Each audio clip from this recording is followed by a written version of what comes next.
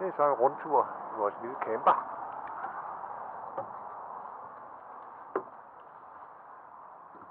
Nu kommer ind døren. Køkkenet til venstre. Stuen til højre. Den er kørt ud. Slider out en halv meter ud. Går vi ned bag. Der er Picasso på væggen. Stort køleskab. Masser af mad. Fryser. Komfur.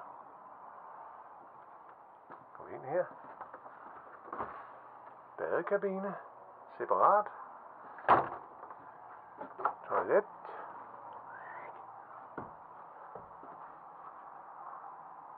Fint forhold. Vandskyllet toilet. Så har vi så en soveafdeling.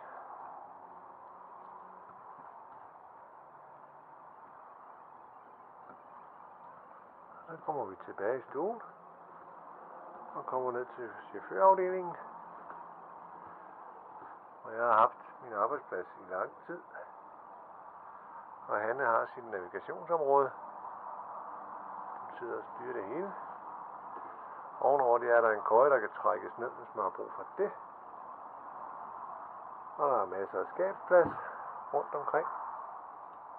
Dejligt stort køkkenbord. Ja. Så sådan bor vi.